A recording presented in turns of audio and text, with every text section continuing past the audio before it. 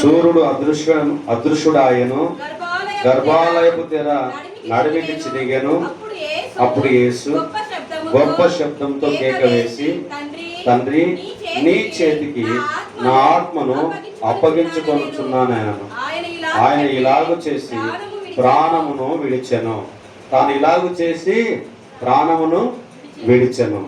కాబట్టి ఈ యొక్క 46వ వచనంలో చూస్తే యేసు ప్రభు వారికి బిగ్గరగా ఆదేశించినటువంటి విషయాన్ని మనం చూస్తూ ఉన్నాం.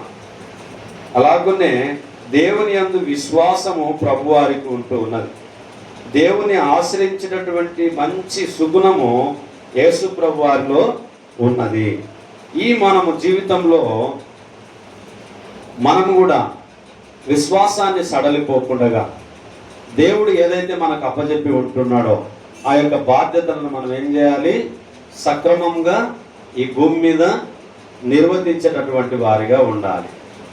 అంతేకాకుండా మరి మనము ఇంతకుముందు 6వ అధ్యాయం యోహాను సువార్తలో మనం చూసినప్పుడు 14 కార్యక్రమాలు నిలబడి ఉంటున్నాయి.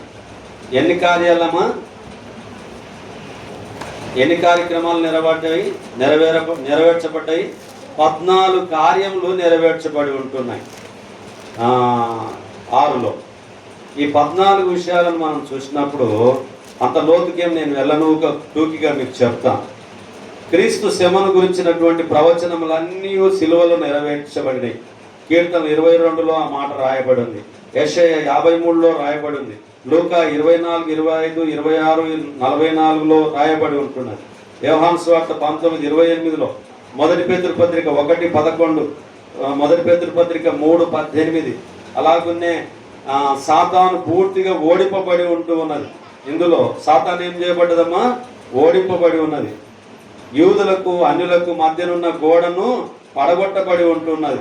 ఒకే ఆత్మ ద్వారా తండ్రి వద్దకు వెళ్ళుటకు హక్కు ఇవ్వబడి ఉన్నది. ఒకే బలి ద్వారా సంఘం కొరకైనవన్నీ నెరవేర్చబడెను. మరణం యొక్క అధికారము ముగిసెను. మరణ భయమును మార్చి శ్రమలను లోపర్చు మార్గముగా మార్చెను. క్రీస్తు శిలువ మరణం ద్వారా పూర్ణుడాయను. సకల పాపములకు పరిహారము కలిగెను. మనుషునికి దేవునికి మధ్య సమాధానం ఏర్పరచెను. ఏమేర్చబడ్డదమ్మా? మనుషునికి దేవునికి మధ్య సమాధానము ఏర్పరచెను. అందరికీ మరణదండనను క్రీస్తు తనను తాను ఇచ్చి నెరవేర్చుకున్నాడు.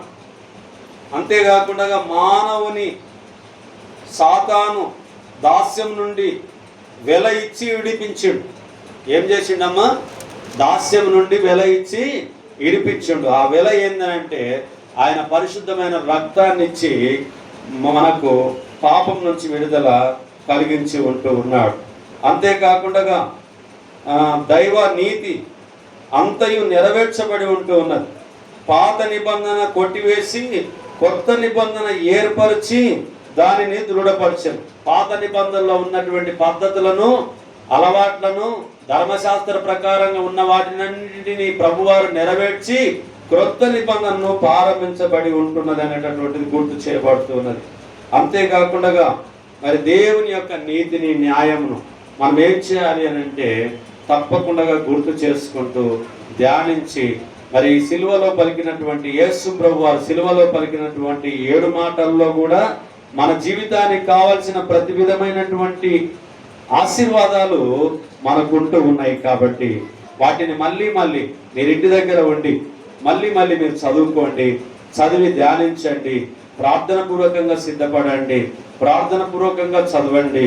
బైబిల్ను మీరు ఎంత ఎక్కువగా చదివితే అంత మీకు అర్థమవుతూ ఉంటుంది. చదివినటువంటి గ్రంథాలనే ఇటు ఇటు అన్ని తిరిగేసి చదవండి. ఆ చదివేటటువంటి స్థలంలో మీరు ఒక పెన్ను, నోట్బుక్ పెట్టుకొని మీకు ఏదైతే దేవుడు తలంపిస్తాడో ఆ తలంపు ప్రకారంగా నోట్ చేసుకొని పెట్టుకోండి. ఎందుకంటే దేవుని చిత్తము మనందరి పట్ల నెరవేర్చబడి ఉండాలి. కాబట్టి మనము ఈ యొక్క 7వ మాటను మనము ముగించుకుంటున్నాం.